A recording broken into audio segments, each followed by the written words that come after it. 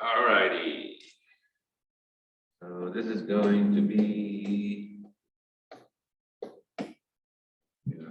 Physics 111, Chapter 15. Maybe oscillation.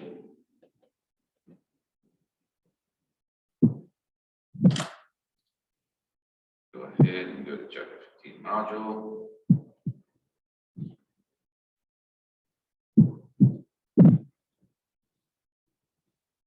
And let's start this chapter by defining waves and talking about waves.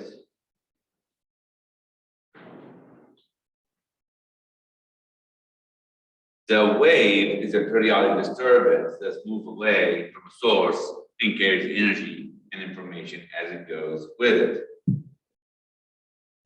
Now, there's two important categories of waves. The first one is the mechanical waves, which is travel only through matter and involve the motion of particles of matter that they pass through. For example, sound waves. Your second category is electromagnetic waves, which consist of varying electrical and magnetic fields that can travel through a vacuum and through matter. Now, they do not involve the motion of particles of matter, they pass through, for example, like light, radio wave, and X-rays. Now, another type of wave is water wave. Now, water wave move energy, not water. If you actually ever put a pebble in the middle of a lake and you see those water waves, what it is actually moving energy, not water.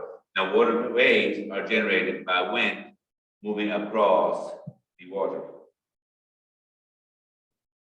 Now, when we're talking about transverse waves are mechanical waves in which the particles of matter through which they pass move perpendicular to the wave direction.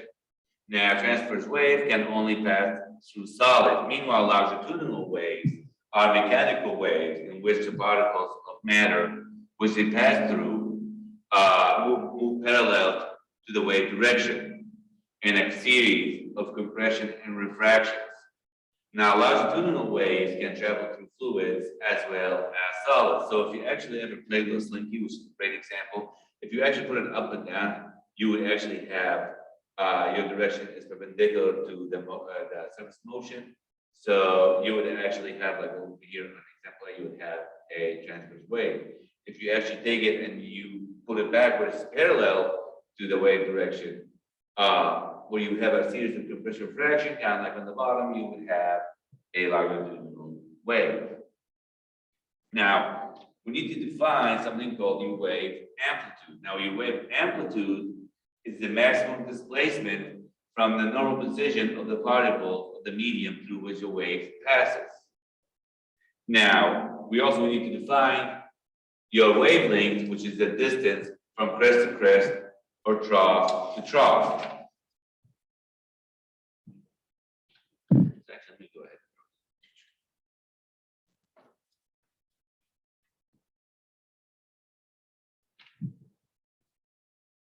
So let's say you have, this position X versus Y, and you have a wave. Let's say you get a wave. Now, the distance from the top to the bottom, that's called your amplitude.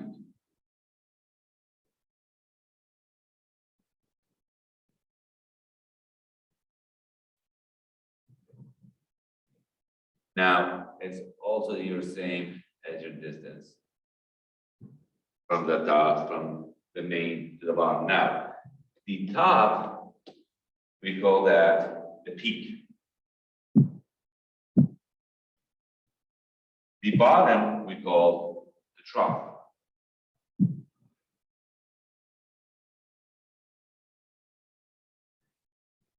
Now, let's say, so you said this is your 1, 2, 3, 4 units, whatever it is. So you got this wave going in all the way down to wave 4. So this whole wave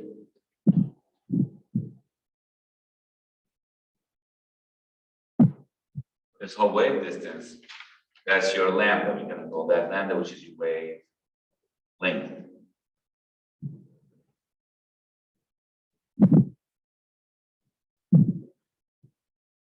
So let me actually go ahead and draw it down. So your wavelength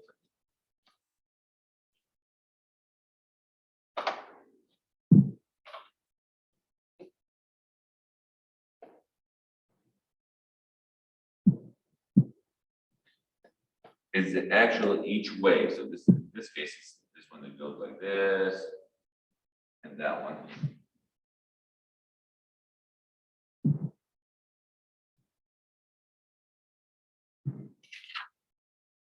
And I'm going to define that. Actually, go ahead and define the wavelength also.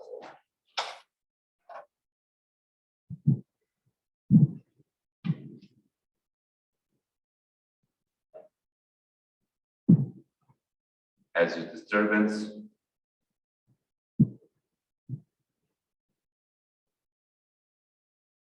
moving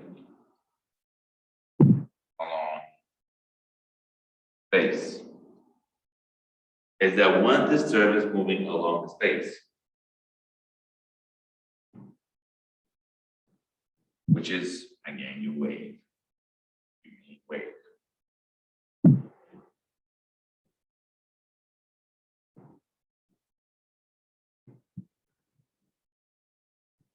Now, this wave that's moving along is going to have a velocity.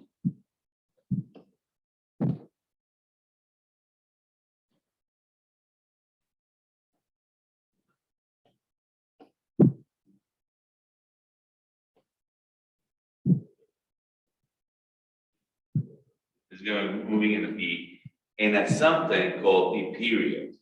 Now, I want to define something called the period. So, imagine you got this wave that's going up.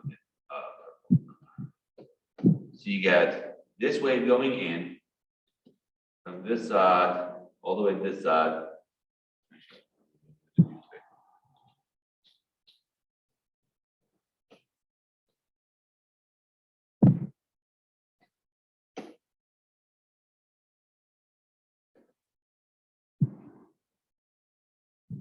And t equals 6 seconds, let's say, for instance. T in this case, that's called your period. So T, find this. If you ask yourself,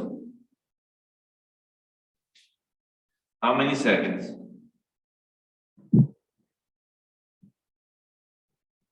you have for each cycle? And that's when you're talking about your period.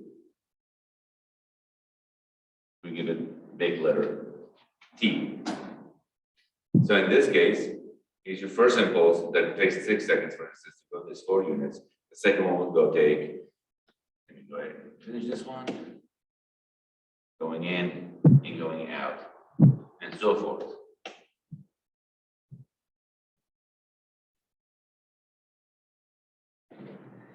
Now, so how many cycles are we having per second? That's when you talk about the frequency.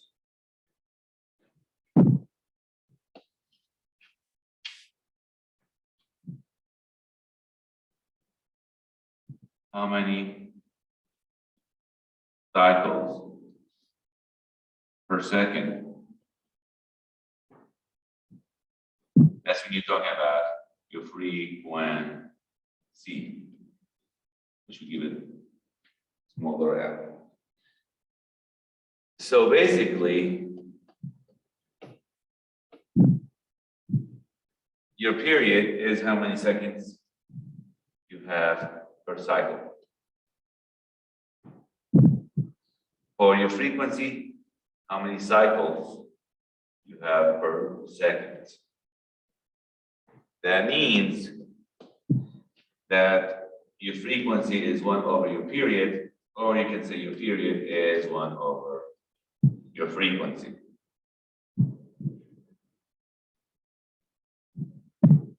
Now, with the frequency, how many cycles you have per second, we call that your hertz, which we give it Hz. So your frequency is going to be in hertz, which is 1/second, which is inverse second.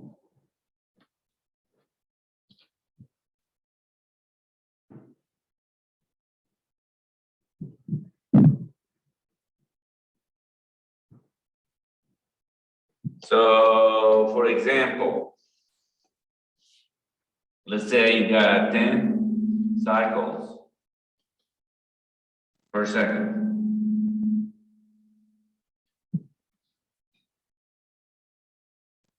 Which means you got 10 hertz.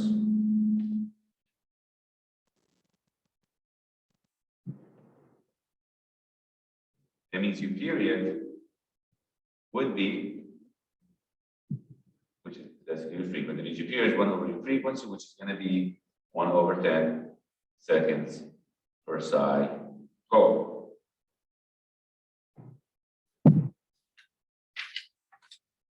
So let's talk a little bit about period and time, the difference.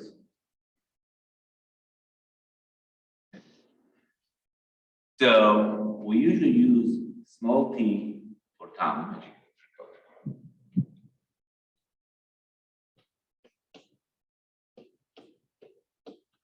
So we usually use small t for time. Now, time is basically to pass time. We want to define it, or to delay. Meanwhile, your period is your capital T, which is your period. And what the period means is a specific moment during a specific event or process. For example, during sports games,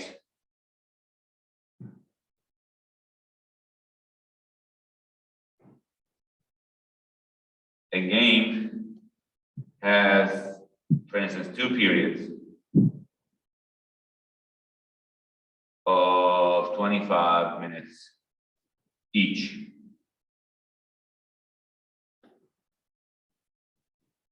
Now, that means your unit for your period, which is going to be seconds, same thing with the time. You got 60 seconds per period.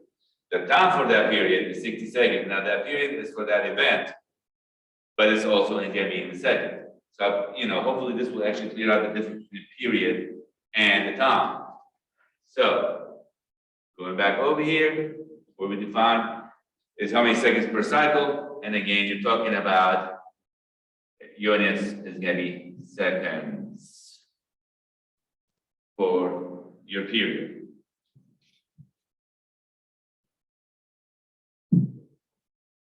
Now, looking back at our graph that we had, again, you have a wave that's going in. That wave has a period of 6 seconds. It's repeating every 6 seconds. And it's going, that's where your frequency is going in. It has an amplitude and a wavelength that is associated with it. Now, again, it's moving in with a velocity v.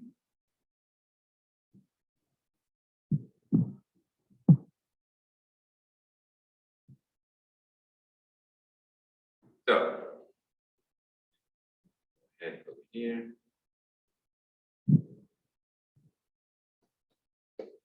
Again, when we're talking about wavelength, another way of looking at it is how far wave traveled after one period or one cycle.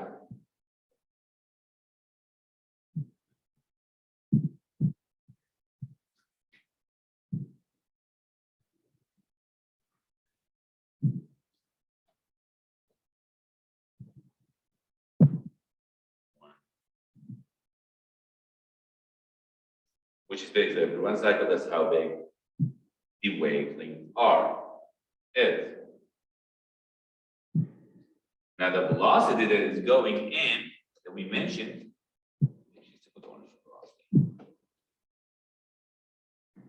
is actually defined again as how much distance you go per time from chapter 2, which is your distance that you're actually moving is going to be that lambda.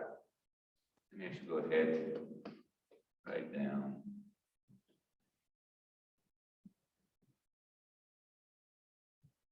Lambda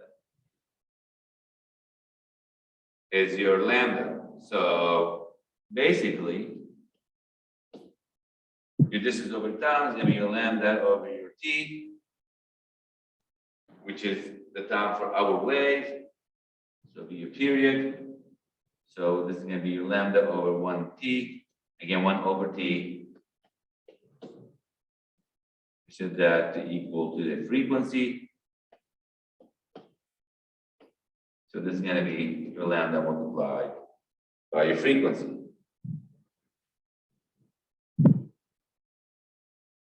So for instance, let's say you were going you have a wave that's going 100 meters per second with a frequency of 20 hertz, 20 cycles per second.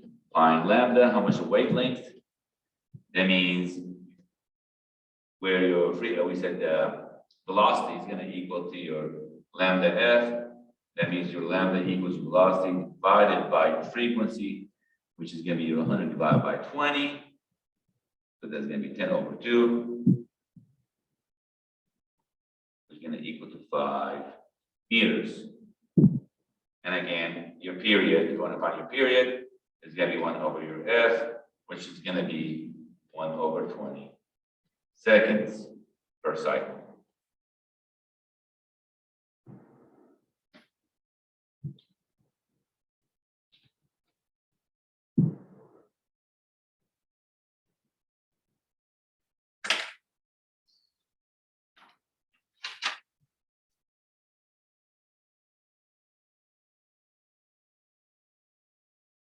And this bit's what we just saw. So again, you got wave over here. Again, let's take this example for a wave over here. You get distance from your valley to valley, your peak to peak or trough to trough, beginning to end, that's your lambda, that's your wavelength. Your distance from the top to the normal line or the bottom of the trough to the normal line, that's your amplitude. So your wave frequency is the number of crests given a number of crests that pass a given point each second. Now the unit of frequency again is hertz. Your wave speed is the rate at which each crest moves. Your wave speed again is equal to your frequency multiplied by your distance, which is going to be your wavelength, lambda. So let's say we have an example. Let's say 2 waves, each 2 meters long by a given second. What is the wave speed? Let me go ahead.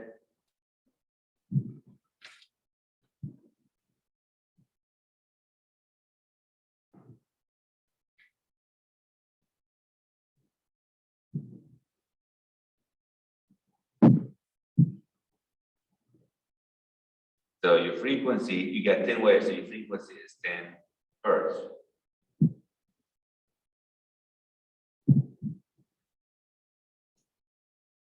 And it's each are 2 meters long, so your lambda is 2 meters. And you're looking for your velocity. That means your velocity, which is going to be your frequency multiplied by your lambda, which is going to be your 10 multiplied by 2. So you are talking about 20 meters per second. Yep, wonderful. Now, we define the period and the difference between the period and the time. And again, think about a game. A game has 2, 3, 4 periods. The periods consist of time to finish the game. Now, both time and periods, they're both defined the same unit, which in our case is going to be seconds. So your period is the time needed for a wave to pass a given point. Now your period is going to be 1 over your frequencies, how many seconds per cycle. So given a wavelength of 50 meters and a speed of 8.5 meters per second, what is the frequency and the period? So let's do the other example over here. So you got a wavelength of 50 meters and a speed of 8.5 meters per second. And we're looking for your frequency and your period. And again, your V equals F lambda. That means your frequency equals your V over lambda, which is going to equal to your 8.5 divided by 50. We should get 117 hertz. And your period is going to be 1 over your frequency, which is going to be 1 over 0.17. So it should be 5.9.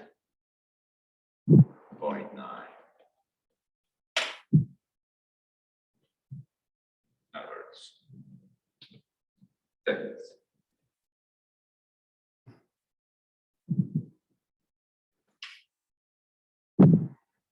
Yep. All right, let's do another example. Let's say a 24 evaporator that's 300 hertz, it's placed in a tank of water. Find the wavelength in the water where the velocity in the water is 1498 meters per second, and find the wavelength in the air where the velocity is 343 meters per second.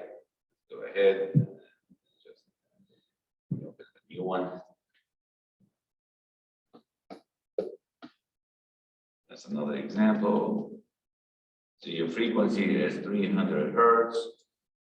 For part A, your velocity in water was 1498 meters per second, and B, your velocity in the air, which is going to be 343 meters per second. And in both cases, you want to find the wavelength.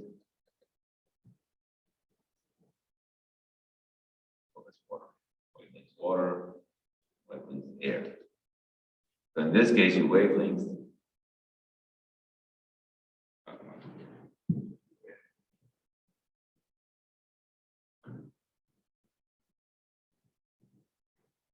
so your V equals lambda F. It means your wavelength is going to equal to your V in the water of your frequency, lambda F. In this case, it's going to be the velocity in the air over your frequency. So in the first one would be your 1498 divided by 300. So I'm just going to go with 15. It'd be 4.9999. 1500 divided by 300. So you got 5 meters. And for this one, what you got? 343 divided by 50. So it should be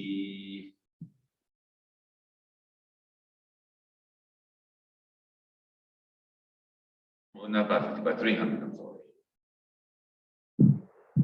By 300 to 300 divided by 300.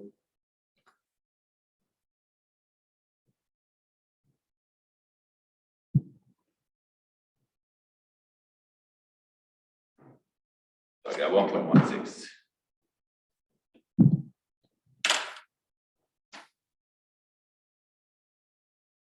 And that's exactly what we got. So again, your amplitude is the maximum exertion of particle, or medium from particle undisturbed position. Your wavelength is the horizontal length of one cycle per wave. Your period is the time required to complete one cycle. Your frequency is the period, which is how many cycles per second, which is going to be your hertz, which is going to be 1 F over 1 over T.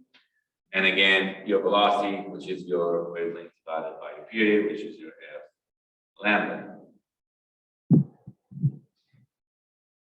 So we got a question over here.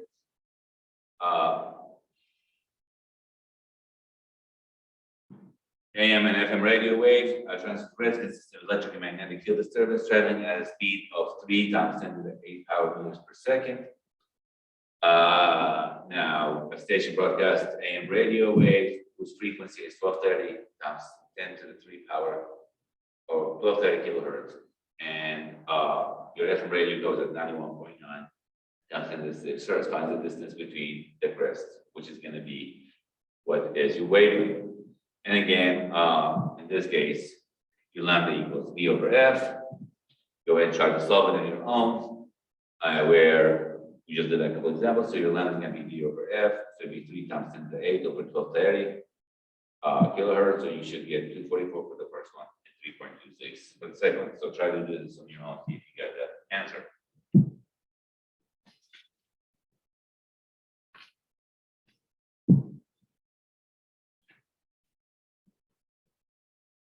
We define the frequency, we define the period. Now, any motion that repeats itself regularly with those is going to be called periodic. Now, your simple harmonic motion is a periodic motion that is a sine function of time. So it's a null function of time.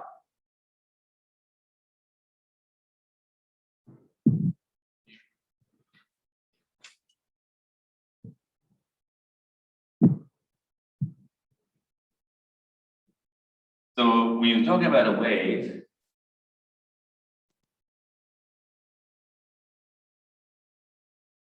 let's say if we go back to our little unit circle first. So I'm going to go this 1, 0,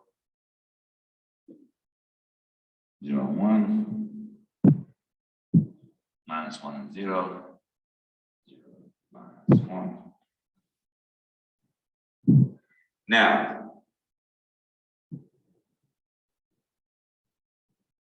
when you're going in, your cosine is 0, then equal to 1. Your sine of 0, that's going to equal to 0. So we don't have to worry about the sine.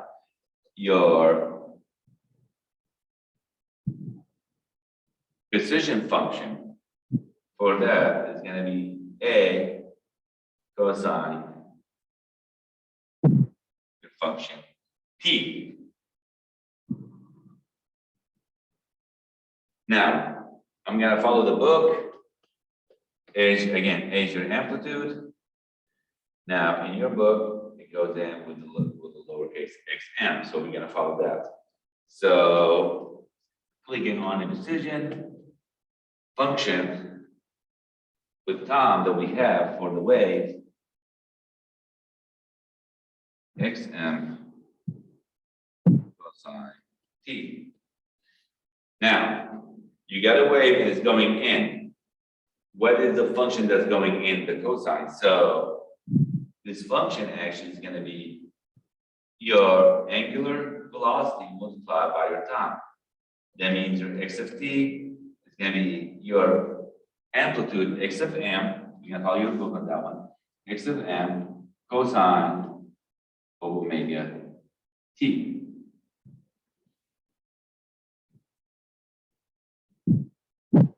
Now, again, we define cosine 0 as 1, which is the same thing as cosine of your 2 pi.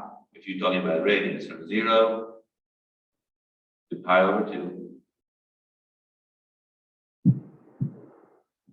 2 pi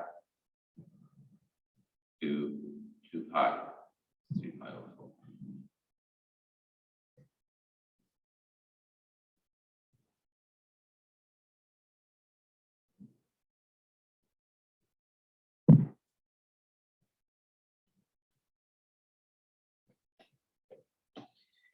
Now your omega, let me actually talk a little bit about omega over here.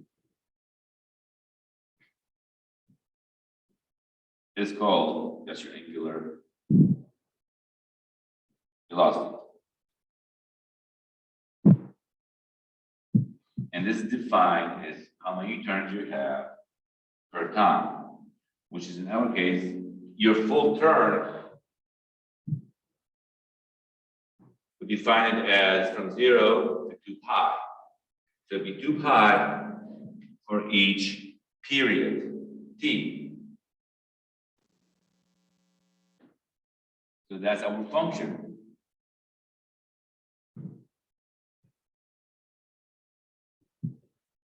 So your x of t is actually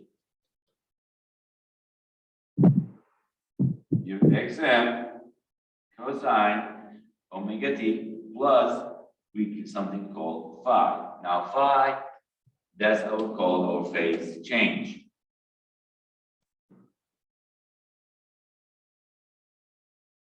Or phase constant is how much it is moving.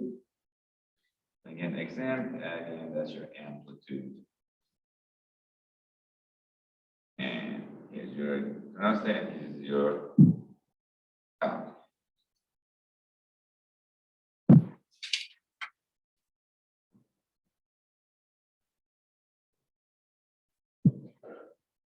Again, let me actually define this better. So xm is displacement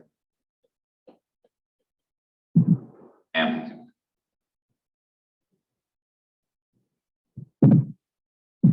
So your displacement basically is your distance, but what we defined the velocity that is going at as your distance over time.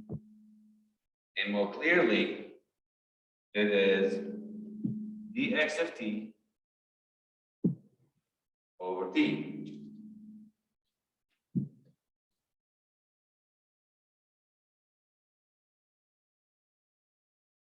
So taking dx over dt, what you're gonna have?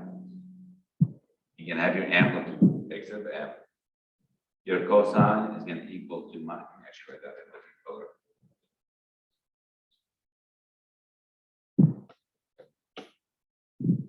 X of m.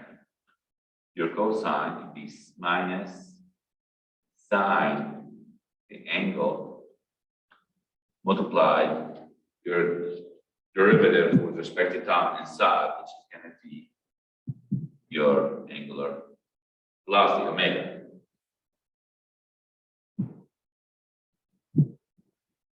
Now what we notice, you get your displacement multiplied by your angular velocity. So this is going to be your velocity amplitude, which is your omega xm, which is your Vm. Now, taking this and let's say you want to see how much the acceleration for it. So the acceleration of t, which is your derivative of velocity with respect to time dv over dt, and again, this is from chapter 2. What are we going to have? You're going to have the first term, which is your omega xm. Actually, give a different color on this one also. Let me go back to black. Omega xm in negative states, sine is cosine, omega t plus your phase constant multiplied by another omega squared. And again, same thing as the other one. These over here, there's going to be your acceleration amplitude, which let's say is going to be a of m, which is your omega squared xm.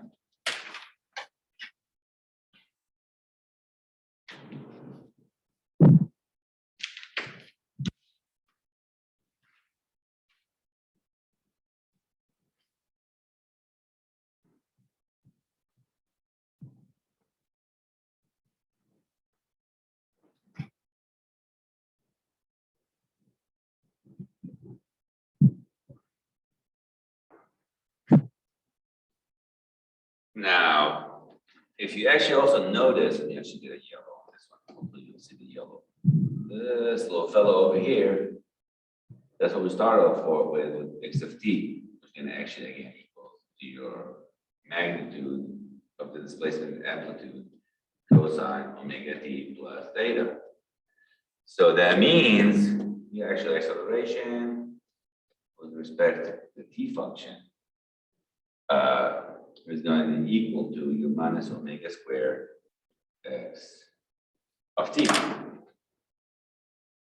And that's basically what we defined right now. So the value written, xm, is how far the particle moves in either direction, which is your displacement amplitude. Now, the argument of the cosine is your phase, your theta, your phi is called your phase angle or your phase change. How much is it changing? How much is it moving? Now, it's just for initial condition of motion, time equals d, where your angle frequency is omega, which we actually just defined it as u2 pi over t. This is basically what we define. You find x of t equals xm cosine omega t plus phi. You also define your angular frequency in terms of your angular velocity, which is u2 pi f, which is u2 pi over t. We did the derivative and we derived e of t equals minus omega xm sine omega t, and your acceleration equals minus omega squared x of t. Now, if we apply Newton's second law to it, so Newton's second law says that your force equals your mass times your acceleration, which we define that as your mass. We define the acceleration again from before as minus omega x of t. So head minus omega squared x is going to be minus m omega squared of x. Now for a spring, we use Hooke's law as F equals minus k of x. So that means you minus your mass, omega squared, x is going to equal to minus k of x. Your negatives cancel out, so you have m omega squared, and your displacement cancel out, equals your k. That means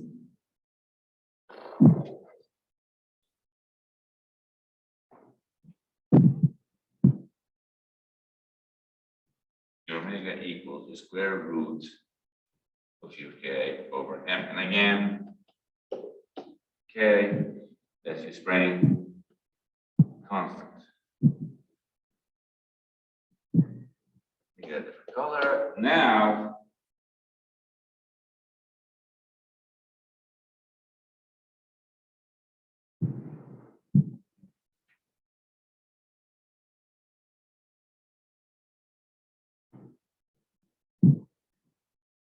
we said that your angular velocity is going to equal to 2 pi over t, which is your 2 pi over f. Again, t is your period, f is your frequency.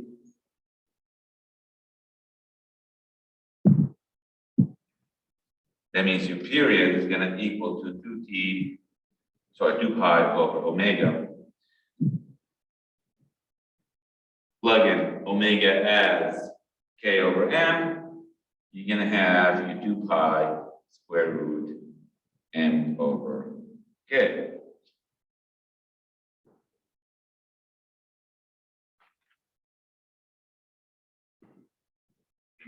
Now for a spring,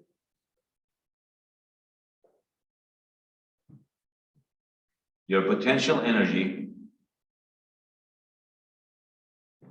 which is u of x, is going to equal to 1/2 kx squared.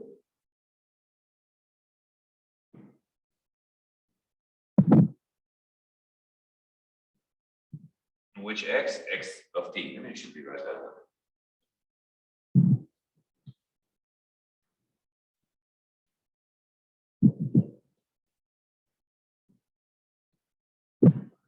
Your potential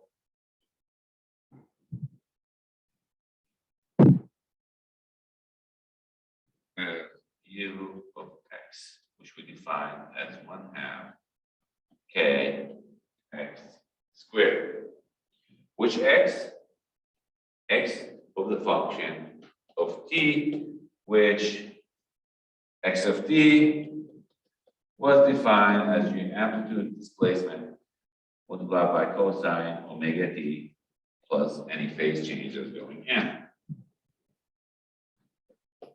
That means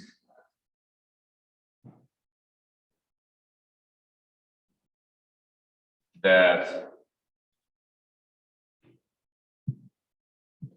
the potential energy with respect to time is going to equal to 1/2 k, so x squared, what you got, xm squared cosine squared or omega t plus 5.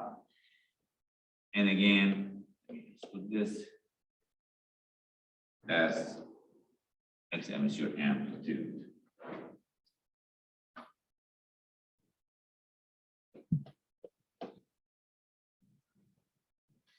Now we define also your kinetic energy.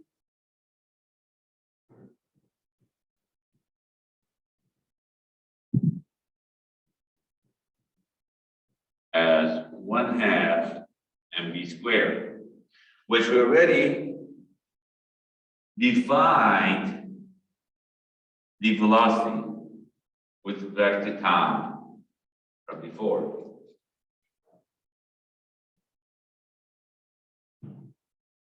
Which is minus omega squared xm sine the angle. Go back over here.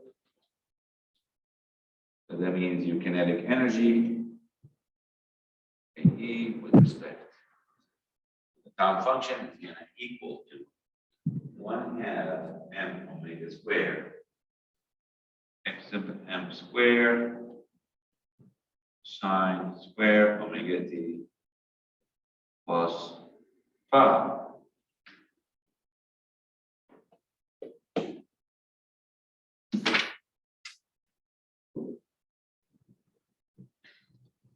And again, let me just, omega is going to equal to square root of k over m, which means that your omega squared is actually going to equal to your k over m.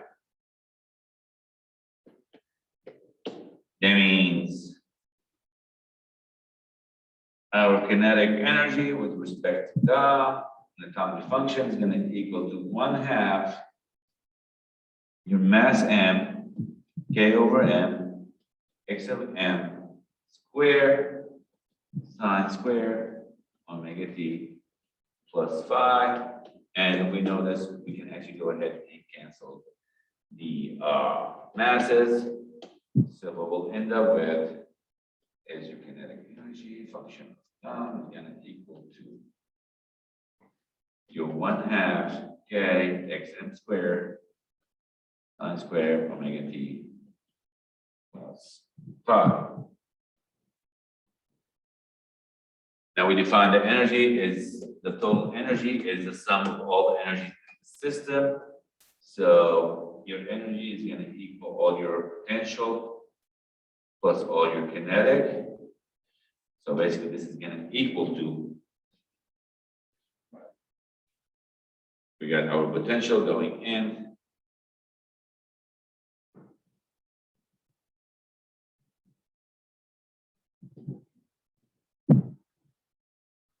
this right over here.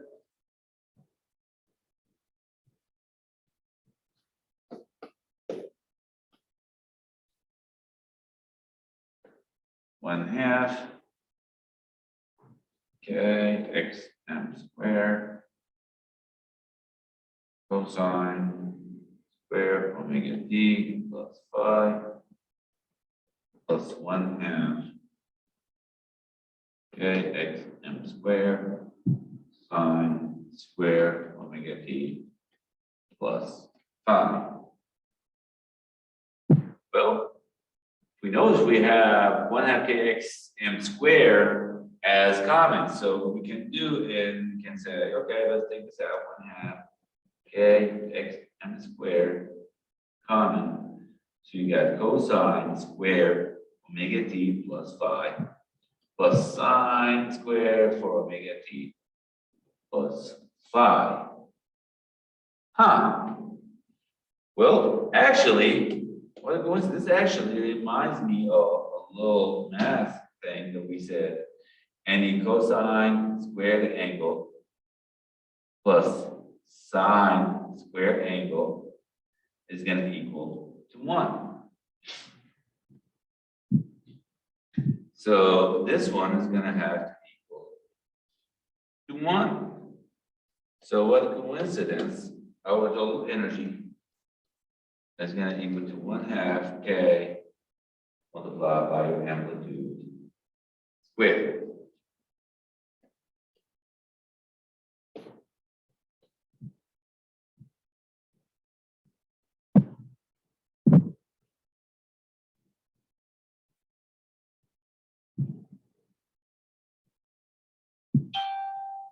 And that's your energy of a simple harmonic motion.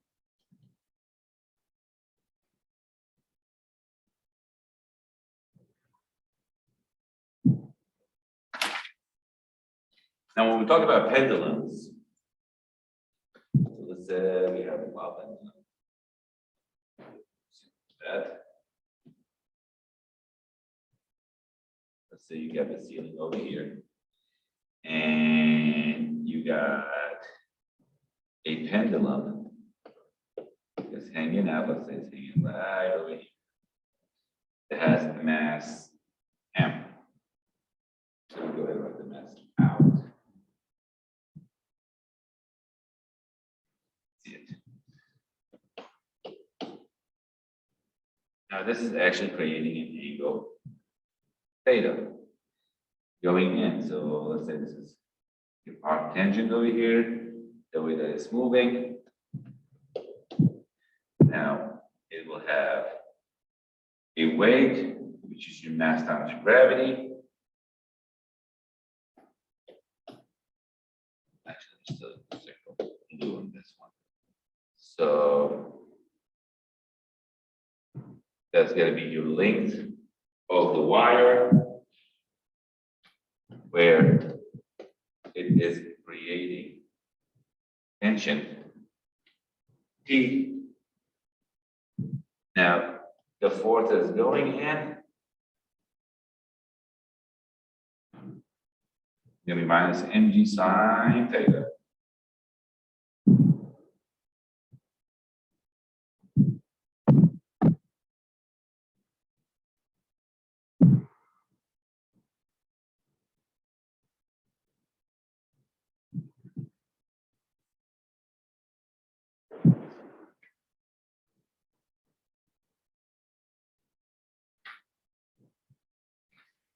And let me just extend this one.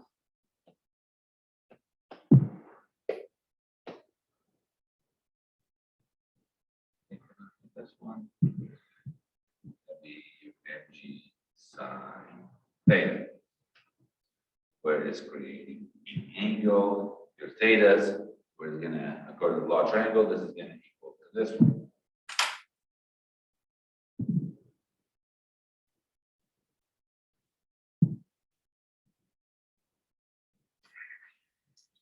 Now, for a simple harmonic motion, let's say we're doing that, we want to do a simple harmonic motion with it. So you got, basically, we involve everything. You got your bob going in an arc tangent, where we define, you got your weight, which is your mass times gravity. You get your force, which is going to be mg sine theta.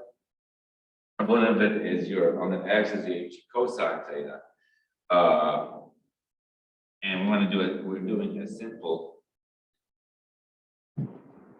harmonic oscillation. Now, in order to do that, we need a small angle.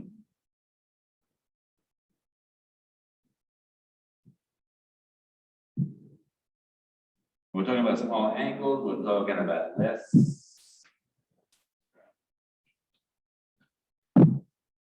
than or equal to almost 15 degrees. That's how small it is. Now,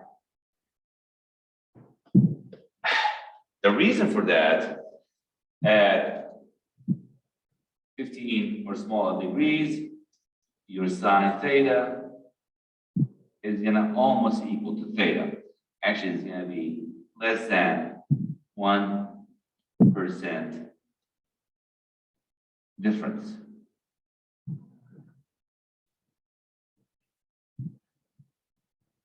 See, sine theta is going to be less, sine theta is going to almost equal to theta. So it's going to be less than 1% difference, actually. So that means your force, let me go ahead.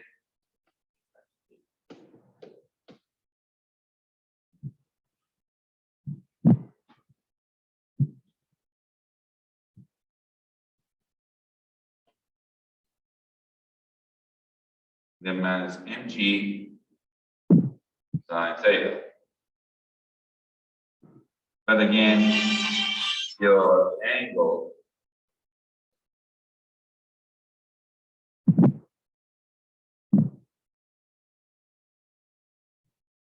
is less than or equal to 15 degrees. So that means where again our sine, let me just write this down, sine theta equals theta. So that means your force is going to equal to minus mg theta. Now, how much does theta is going to equal to?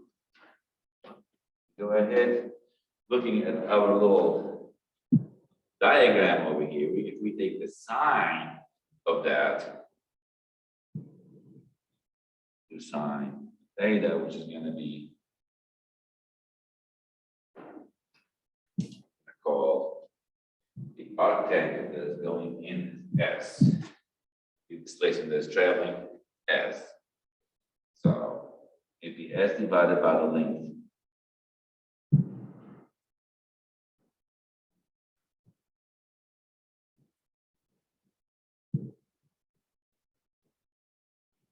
That's your length. So basically, according to this one, where sine theta is going to equal theta, that means theta is going to equal to your S over L, where the distance traveled, again, is going to equal to your length of the rope multiplied by the angle that is going in. So, plugging that back in, this is going to be minus mg S over L.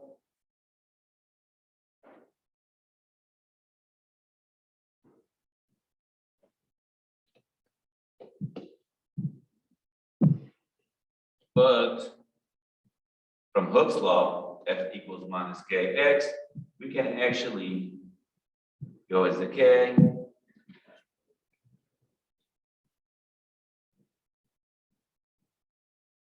That kind of looks like the same as your k. So you can actually go this for our k. So your k is going to equal to your mg over L.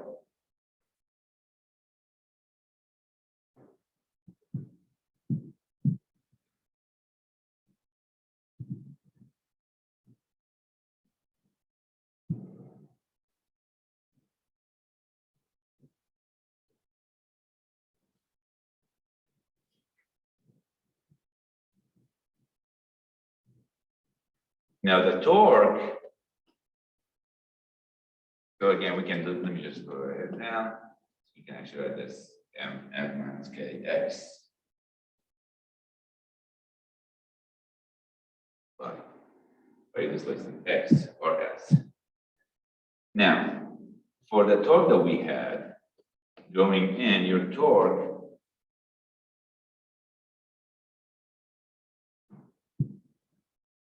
is going to equal to your moment of inertia multiplied by your angular acceleration. So use your I, moment of inertia, which is in our case going to be ml squared.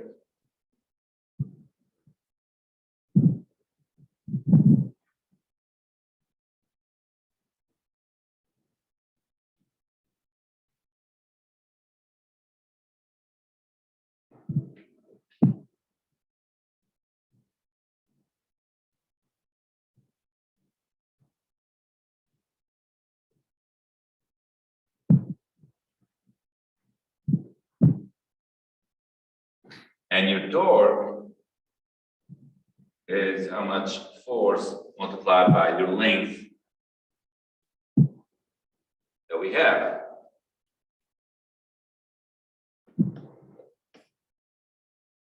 So for this one, what we're gonna have, you're gonna have your force, which is minus mg sine theta multiplied by the length L that we're actually going to is going to equal to your ml squared. Now, what do we have? We have alpha, which is what? Your angular acceleration, which is defined, gradient is how much theta you're going over dt squared.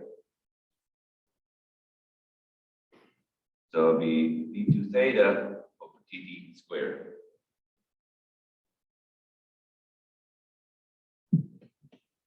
Again, we notice that one of the lengths cancel out and your masses cancel out. And if we organize it, we should have d2 theta over dt squared plus, which is going to go up, length sine theta is going to equal to 0. And again, let me just write this as a reminder, our theta is less than or equal to 15 degrees. That means sine theta is going to equal to theta. That means that d2 theta over dt squared plus g over L, that sine theta is going to be equal to sine theta is going to equal to theta, so it's going to be equal to theta equals 0.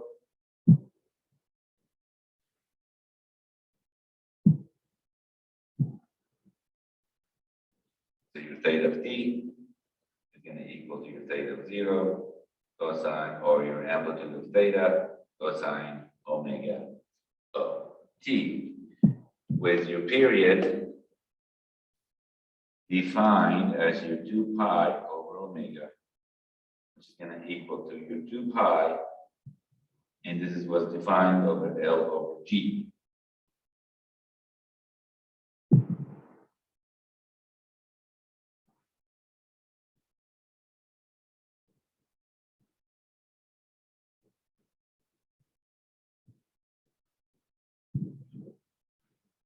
Remember, we said omega was the square root of k over m, where, let me get the screen, where k was defined as mg over L. That means omega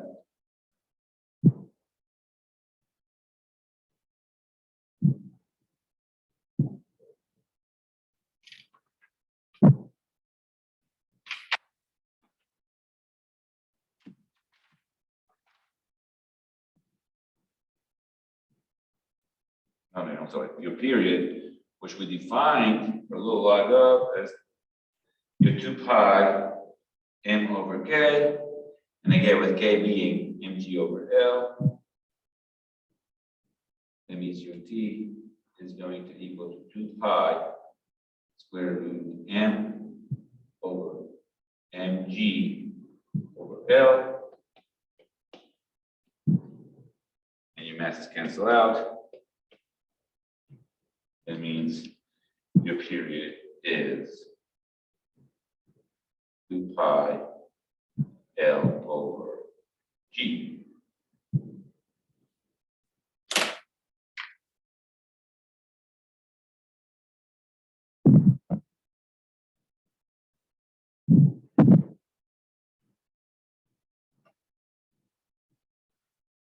And that's what we exactly just right now went through. So we actually went through the potential and kinetic energy, and the sum for the energy, for the total energy in simple harmonic motion was your potential plus your kinetic energy, which equals to 1/2 kx m squared.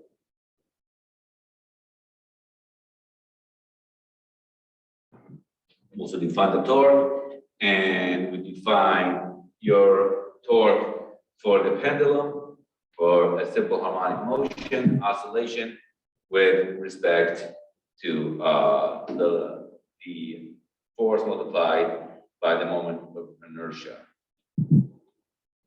And we defined